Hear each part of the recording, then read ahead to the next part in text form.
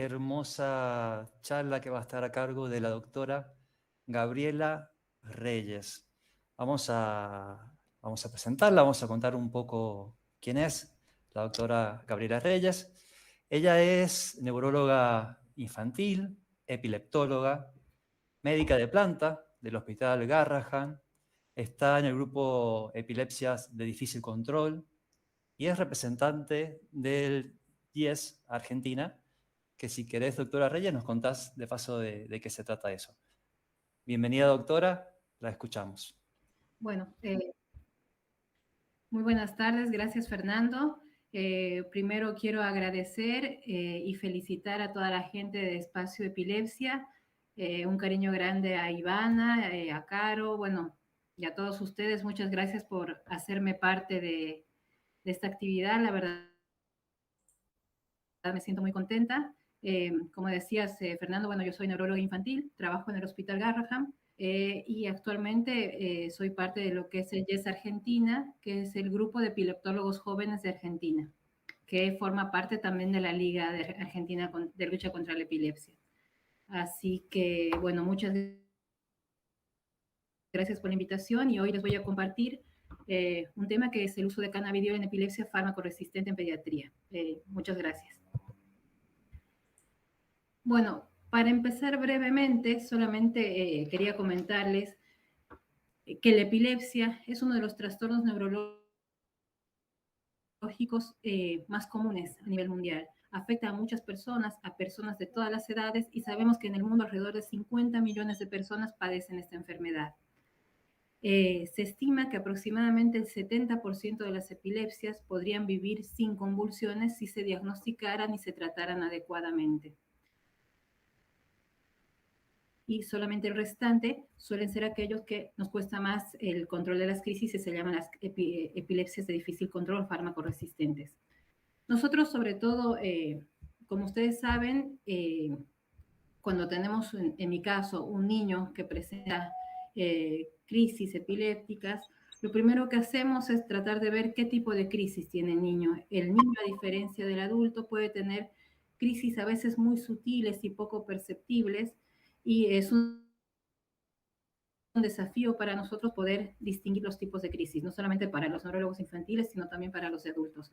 Y acá les muestro un mapa de ruta que usamos siempre los neurólogos, que es cómo sabiendo si el paciente tiene crisis focales, generalizadas o desconocidas. ¿Qué quiere decir? Por ejemplo, generalmente estamos siempre muy acostumbrados a ver las crisis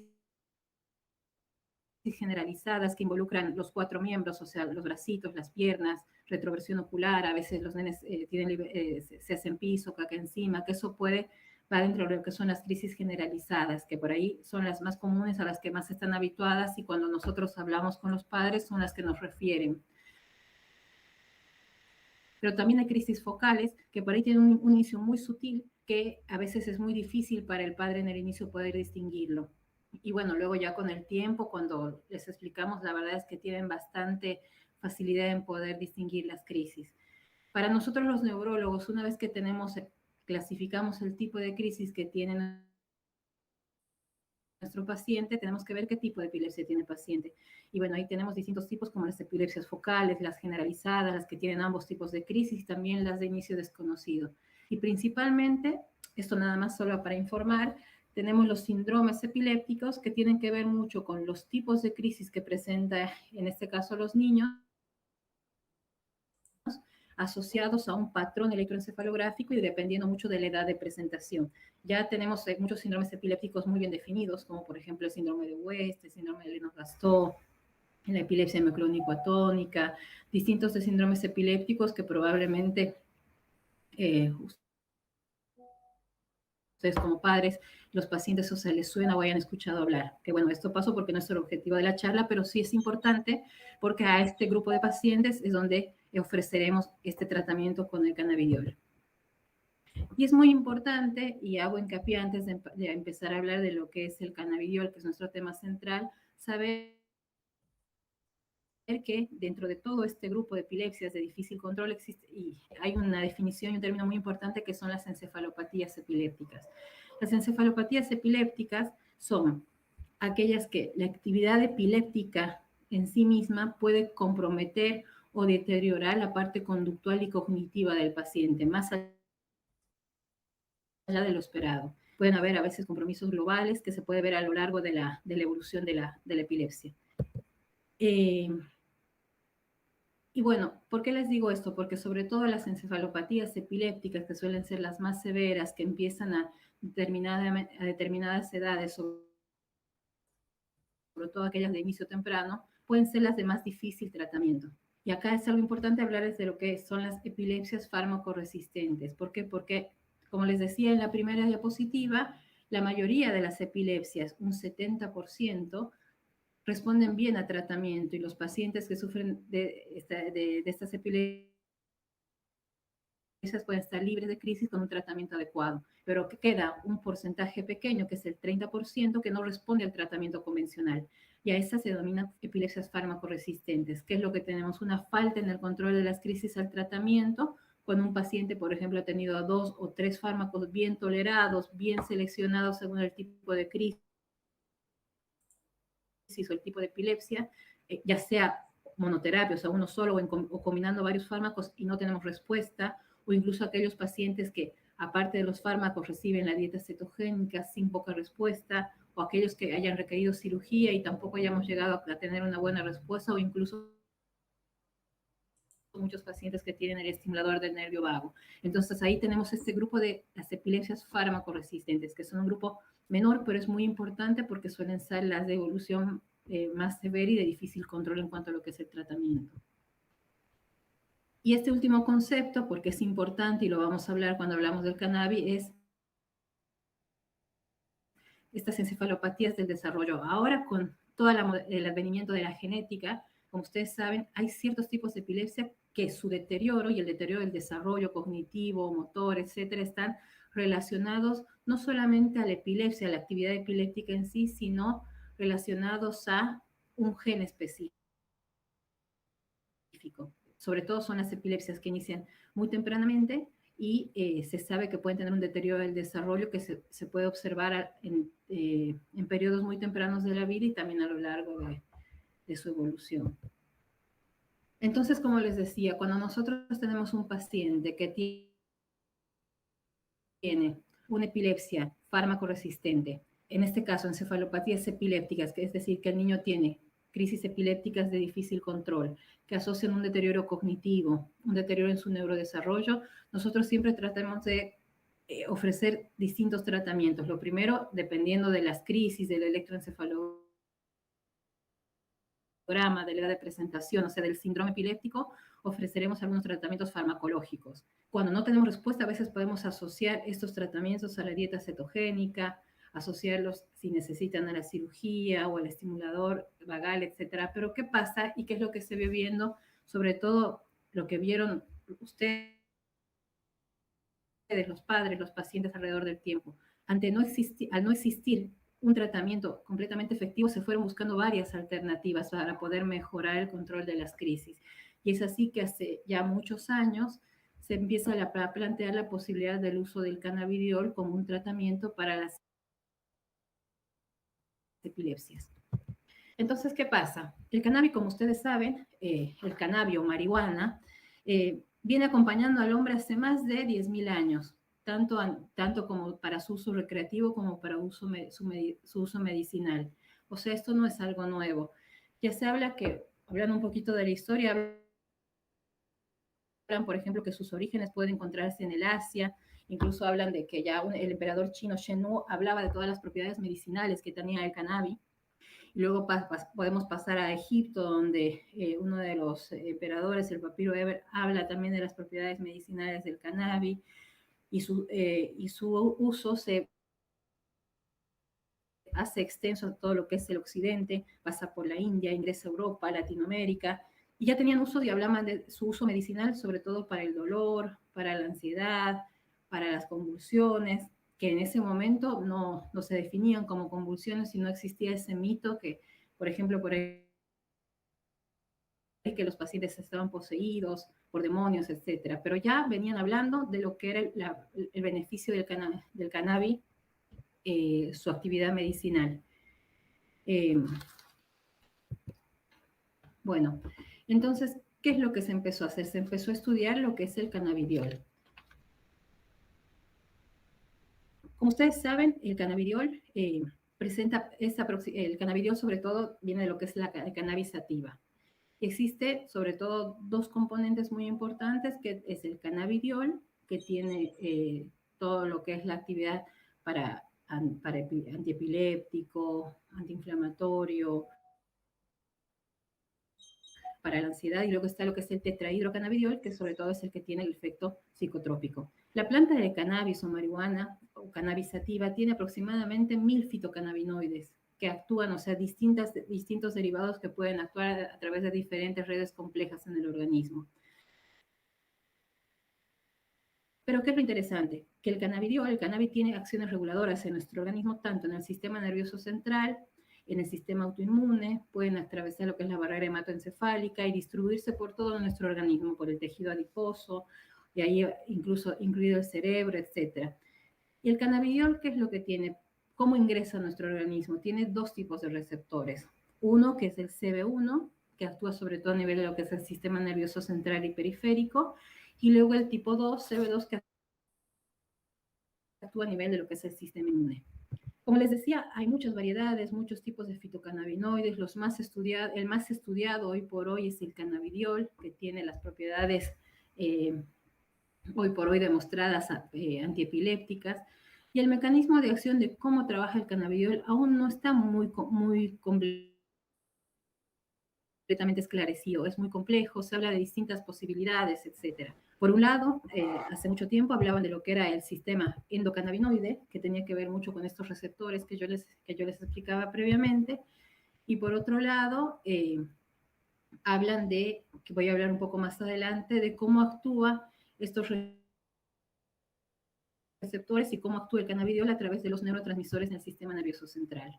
Nosotros cuando hablamos del cannabidiol, ya como un tratamiento que vamos a hablar un poco más adelante, tenemos que saber que hoy por hoy hay dos tipos de cannabidioles, el enriquecido y el purificado o sintético. ¿Y cuál es la diferencia?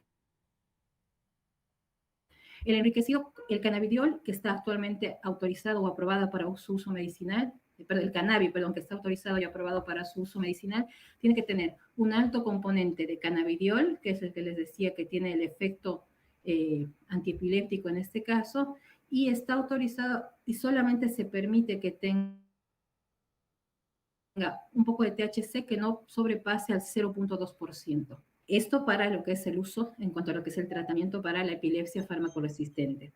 Es así que en el mercado existen dos tipos de aceites de cannabidiol, que es el enriquecido, que tiene un pequeño porcentaje de THC,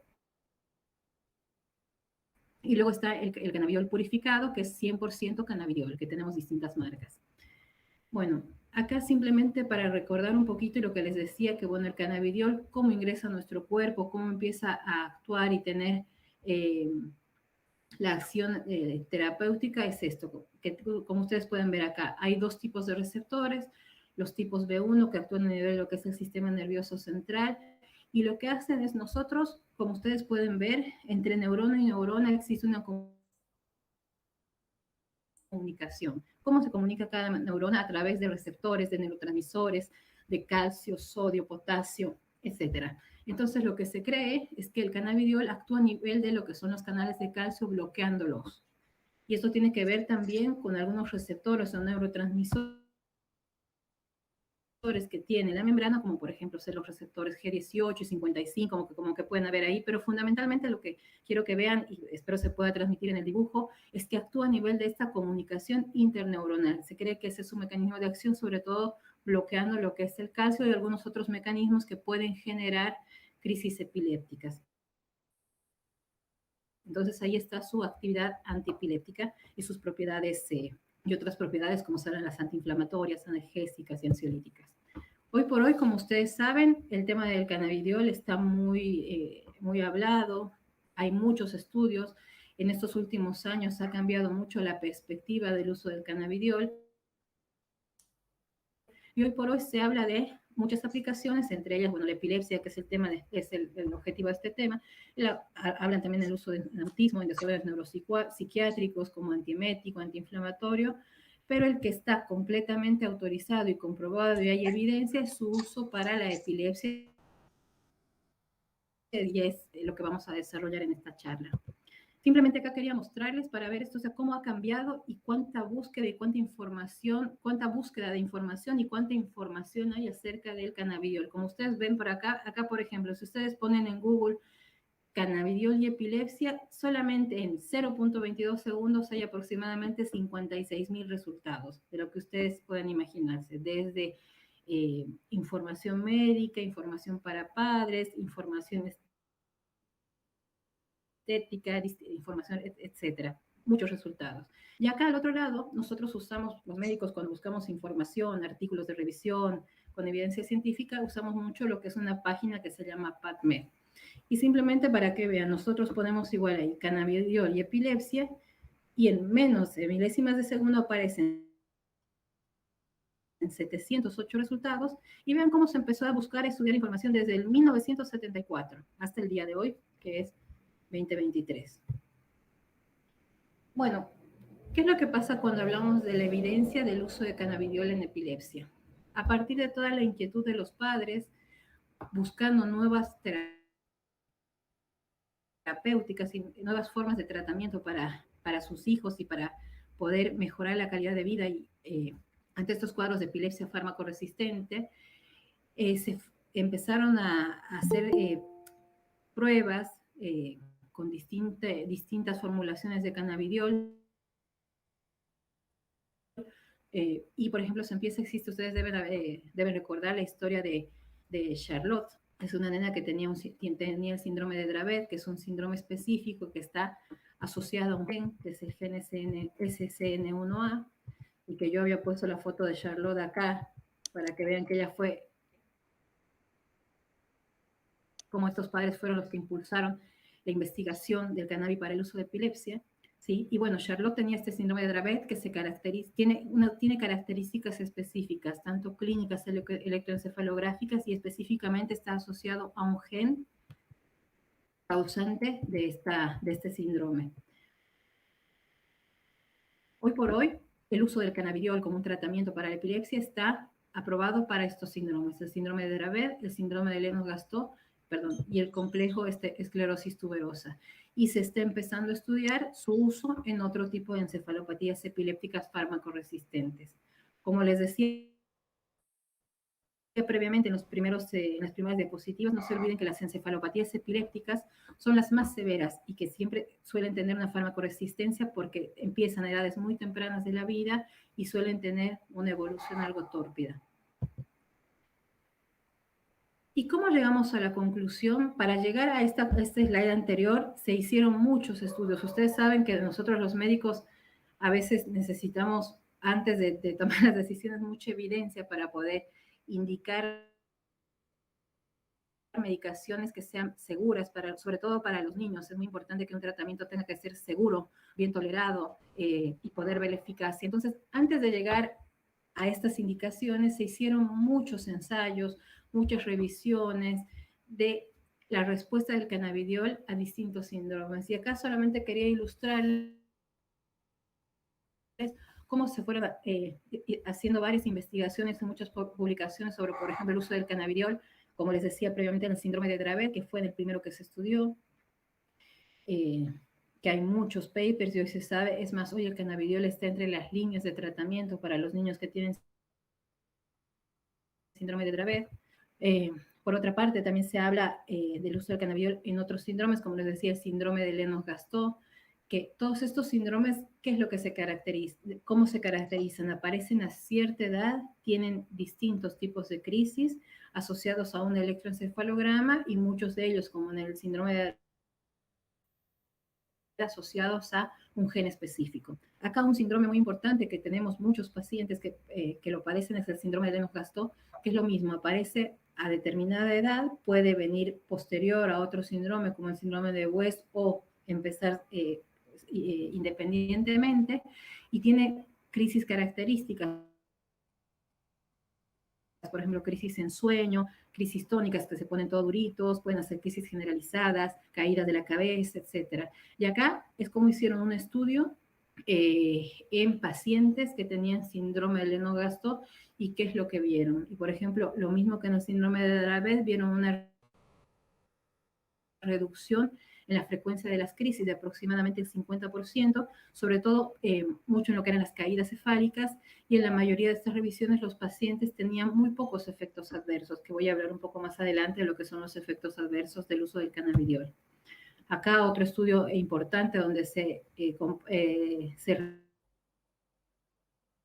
hace una revisión de la eficacia y seguridad del uso del cannabidiol en pacientes que tienen un síndrome de Lennox-Gastaut. Y acá cuando se habla de otros tipos de condiciones que no sean Dravet y Lennox-Gastaut. Tenemos varios estudios, por ejemplo, estudios que hablan del uso del cannabidiol en el síndrome de Aicardi, en síndromes, hoy por hoy, con la genética, vuelvo a decir, existen epilepsias específicamente asociadas a un gen. Este es el caso, por ejemplo, de la encefalopatía CDKL5, que es un gen que nos da un tipo de crisis característico con un tipo de trazado eléctrico y la evolución clínica del paciente es muy específica. Y hoy por hoy se habla de epilepsia CDKL5 o encefalopatía CDKL5 y se está estudiando, por ejemplo, el uso del cannabidiol en CDKL5, viendo cómo es la evolución de los pacientes. También en otro tipo de encefalopatías epilépticas, como por ejemplo las asociadas al gen SYNGAP, otro tipo de síndromes, como pueden ver ahí el FIRES, el síndrome de Rett, pacientes que tienen el Struch-Weber, que es una malformación arteriovenosa, y en otro tipo de epilepsias. Hoy por hoy es el desafío para nosotros los médicos el poder ver cuál es la evolución y poder ofrecer este tratamiento a otros pacientes que tengan distintos síndromes, aparte de lo que es el síndrome de Dravet, Lennox-Gastaut y esclerosis tuberosa, que son los oficialmente aprobados. Acá, como les decía, se está estudiando, por ejemplo, el uso del cannabidiol en otro tipo de epilepsias asociadas, por ejemplo, al síndrome de Struch-Weber, como les decía, CDKL5. ¿Y qué es algo muy importante que debemos saber, chicos? Chicas, como les decía, el cannabidiol tiene que ser para el uso como tratamiento antiepiléptico, lo que les decíamos, o tiene que ser altamente purificado, que tenga un 100% de cannabidiol o con porcentajes menores de THC, menores al 0.2%. Esto es muy difícil porque lo que nosotros necesitamos ofrecer al paciente es una medicación segura, bien tolerada y que sea eficaz. Y esto requiere que el paciente tenga ciertos tipos de controles. Es por eso que es importante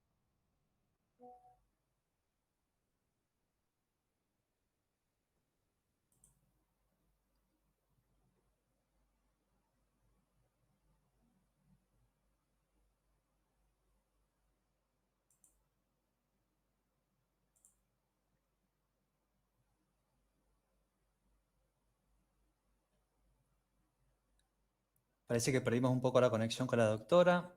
Vamos a intentar recuperarla.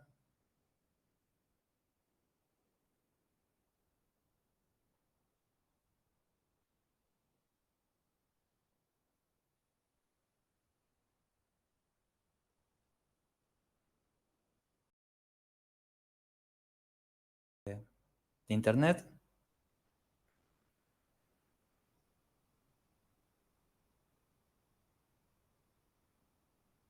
larga este.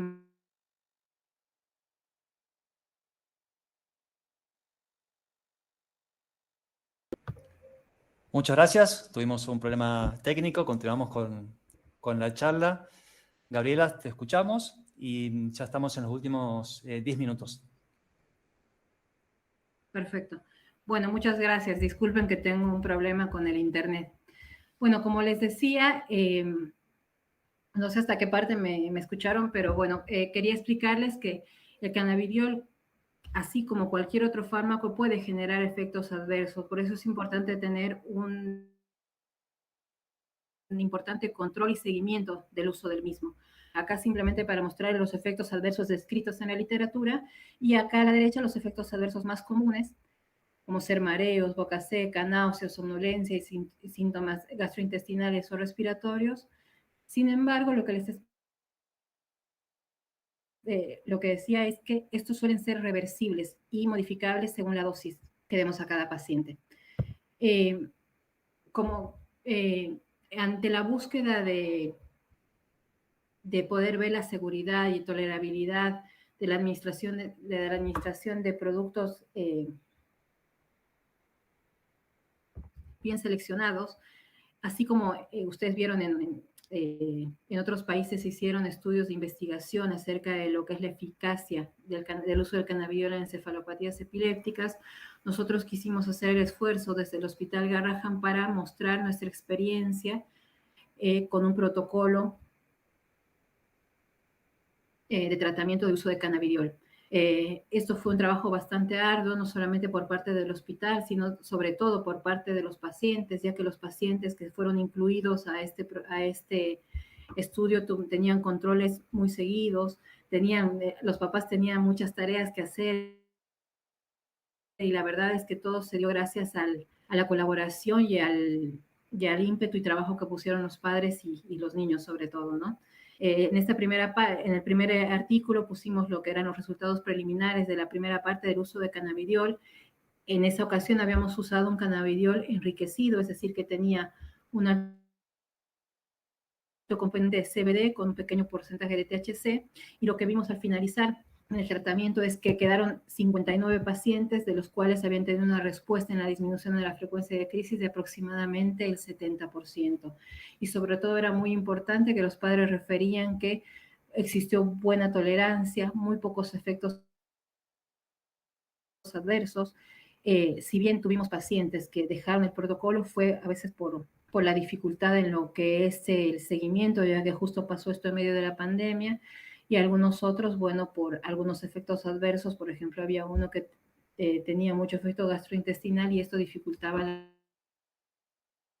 ganancia del peso del nene.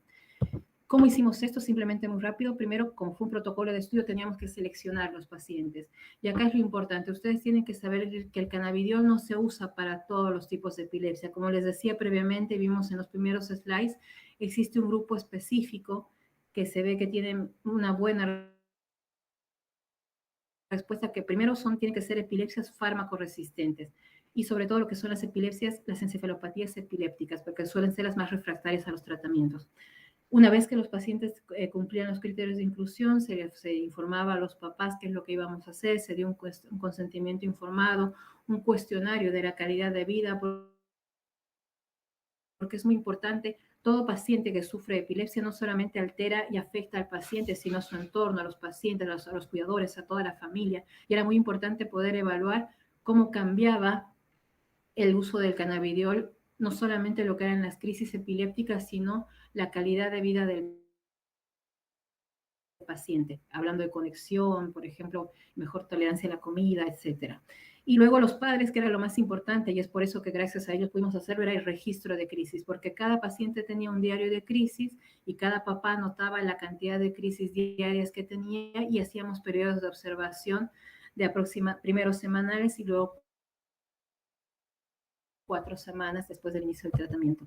Todos los pacientes, es muy importante esto porque este es el seguimiento que en realidad adecuado que todo paciente que tiene una encefalopatía epiléptica el desarrollo debe seguir. Es bueno tener el calendario de crisis, un video electroencefalograma, porque el video electroencefalograma nos permite clasificar y categorizar bien el tipo de crisis que tiene el paciente, y obviamente el laboratorio completo para ver si el paciente está en condiciones de recibir el cannabidiol, que no tenga alteraciones hepáticas, alteraciones hematológicas, alteraciones a nivel de lo que es el páncreas, o algunas infecciones concomitantes o situaciones agudas que impidan el uso del cannabidiol. Una valoración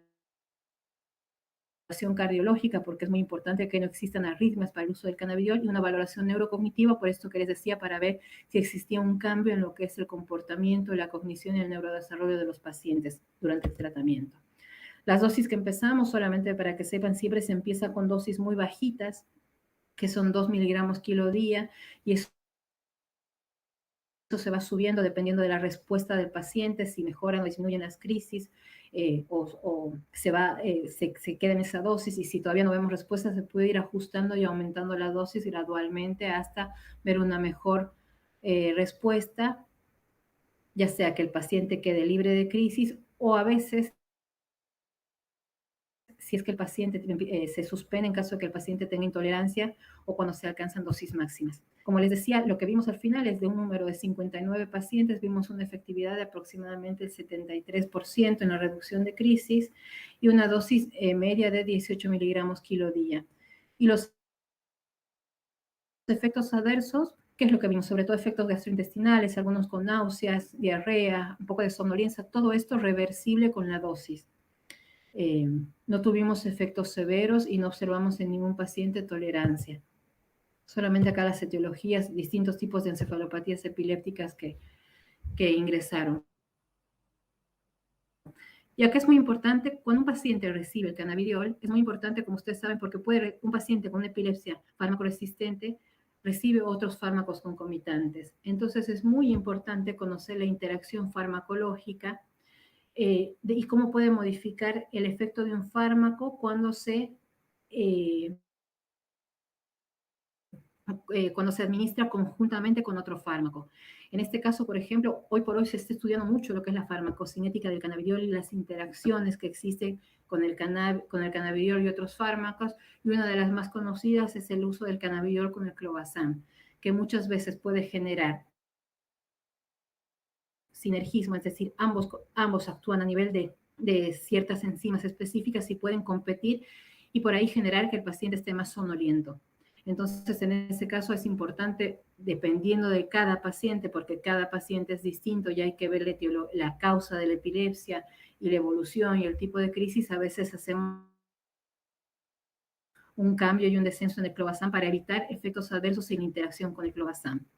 También se han descrito otras interacciones con otros fármacos, como pueden ver acá con el estilipentol, con el ácido valproico, con el ebetilacetam, con el topiramato.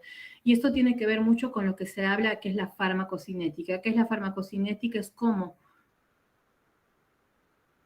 una medicación, un fármaco, se absorbe en nuestro organismo. Esto puede ser en base a comidas, etcétera. Cómo se distribuye en nuestro organismo, en los tejidos, ya sea por la sangre, tejido adiposo, etcétera. Cómo se metaboliza. Todos los fármacos generalmente pasan por el hígado, que es nuestro filtro, y es donde se metabolizan la mayoría de los fármacos, y cómo se excreta, se elimina la droga, que puede ser por el riñón o por las heces. Porque esto es muy importante, porque esto genera un impacto clínico en los niños. Si existe una interacción farmacológica, nosotros vamos a ver clínicamente estos efectos, como por ejemplo les decía, somnolencia, o que no haga efecto alguna medicación, etcétera, y eso tiene un impacto clínico importante, y es por eso que es importante conocerlo, y por eso es importante que un paciente bajo este tratamiento tenga un seguimiento periódico y controlado. Acá queríamos... Sí, doctora, si me permite. Sí. Considerando que ya estamos en el tiempo cumplido, pero están llegando algunas consultas. Sí.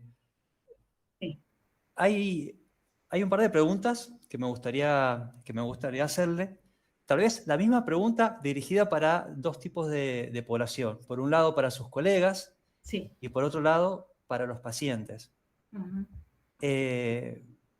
Usted, porque es una especialista en el tema y trabaja en un servicio donde hay mucha investigación, pero no en todo el país, ni en otros países tampoco de habla hispana, existe esta información. ¿Usted qué podría recomendar tanto a pacientes como a sus colegas para que se introduzcan, para que den los primeros pasos en animarse a investigar y a probar estas recomendaciones o el uso de cannabidiol, tal como usted nos está comentando, nos está ofreciendo luz al respecto? Uh-huh. Me parece, gracias Fernando, lo fundamental o lo importante es la educación y la información que damos a los pacientes, ¿no? Por eso, a partir de esto que antes se decía al principio que el cannabidiol no era un fármaco, sino era algo natural.